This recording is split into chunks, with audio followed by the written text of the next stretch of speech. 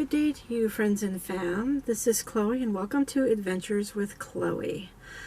A friend of mine, follower of mine actually, Rob, I'm going to give you a call out or a shout out, gave me the idea to start doing videos at historical markers. Now, the reason I'm starting in my car is because the last time I did an Adventures with Chloe in Wayzata, it was the breeze outside was the same strength of breeze that we have today, which is 9 miles an hour, but because the microphone on my camera is very, very sensitive, you won't be able to hear a thing I said.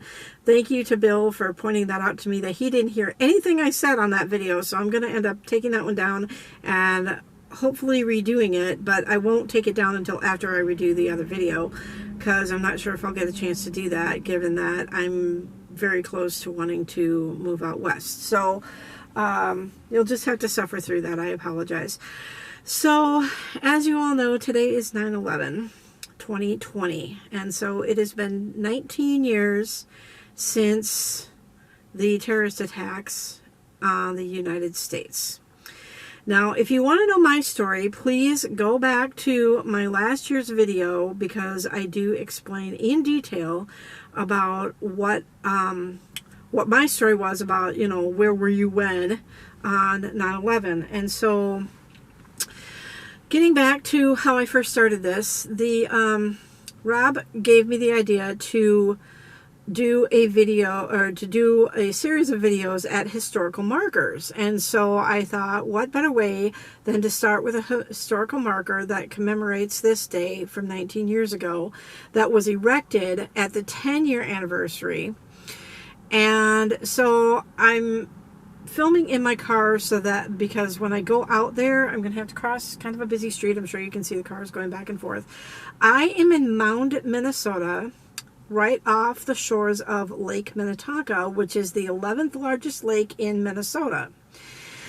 And Wayzata also borders this. This is a very, very, very large lake. And the only lakes that are bigger than this are Lake of the Isles, which is up near the Canada border, and Lake Superior, which also borders, I'm trying to think, borders Wisconsin, and I want to say it also borders the UP of Michigan. So those two lakes can't really be part of the 10,000 lakes that we have here in Minnesota, because it borders other areas as well. So they're not exclusive to Minnesota. So excluding those two lakes, Lake Minnetonka is the 11th largest lake of Minnesota. So I am on the shores in between the lake. So where we're going, you will be able to see the lake behind me. I'm not going to do any talking when I'm out there, because you won't be able to hear me anyway because of the breeze. So I'm just going to kind of show you around. But what I wanted to do, and hopefully I can get this right, is I'm going to read an article that was put out when this memorial was first erected. And I'll just read a little bit about it. The gentleman who established the 9/11 memorial, his name is Bill Anderson. Not the same one from Mamma Mia. And he is also a war veteran himself from the Korean War. And he wanted to erect this so that children in the future who don't remember, too young to remember, or are not even born yet, have a place to go to remember 9/11. And it's a great teaching tool. Now, it does border a thrift store, and I was going to park there because it's like right next to the memorial, but there was a sign saying that only people that are parking for the thrift store can park there. So I'm parked across the street. So it doesn't look like the street is too terrible. I mean, it's not a highway, it's just a street. But I'm going to take you over there. I'm also in a parking lot across this little inlet here, or I don't know what you call this. There's like a little patch of grass that kind of goes down. It's called the Surfside Bar and Grill. There's a cute little covered bridge here from this parking lot over there. So I don't know if this is also part of the parking lot for Surfside, but because of COVID, there's not a lot of people parked over here. So I'll show you this little bridge here from the car, and then once I get out of the car, you will not hear me talk. I'm just going to film. So I kind of wanted to start this out in the car. So it is a little bit chilly out today. We've been kind of cold lately. That is why this past week I haven't done a lot with door dashing. Take the keys out of here. Haven't done a lot with door dashing. I'm going to try and do this without my jacket. I'm probably not going to be out there that long because I don't have a lot of minutes on my camera to do a video anyway, because it shuts off after like just under 19 minutes. So I'm going to go ahead and walk over there. I'll show you a little bit the area around here. You can kind of see there's a accounting firm behind me, and then the thrift store is off this way. Right this way is Surfside, so I'll show you that from in the car. Here's Surfside. There's the little covered bridge there. And then the thrift store is across the street here, and just over here is where the memorial is. So I'm going to go ahead and shut up, and I'm just going to walk over there and let you look around. And over here, you can kind of see the lake there. You can see the trees are blowing. So, and they are starting to turn, which is really sad for me. Some people like that, but I don't.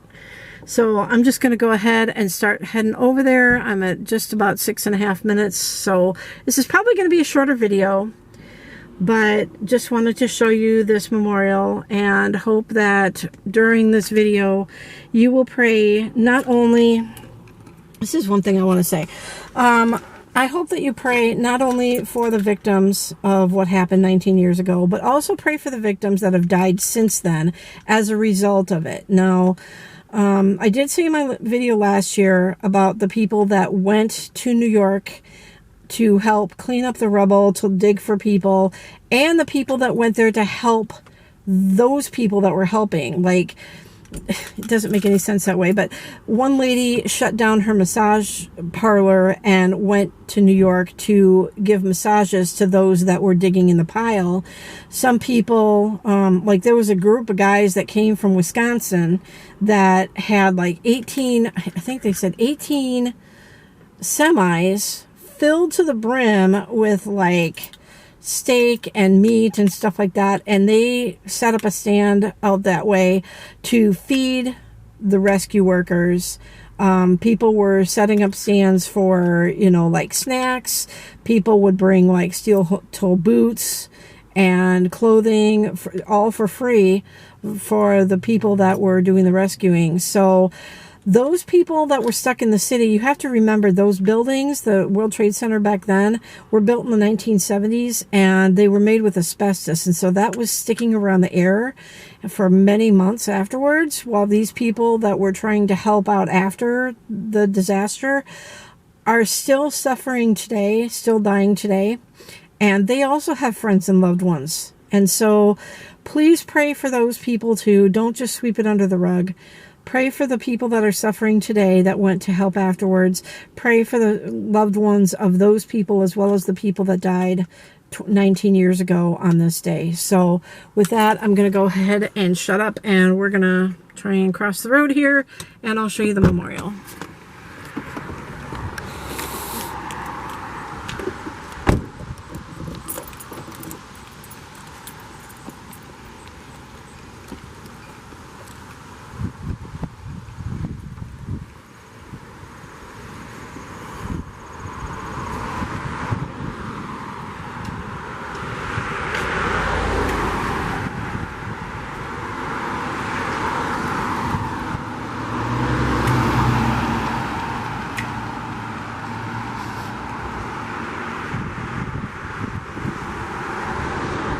Remember the POWs and MIAs that are still missing from past wars as well.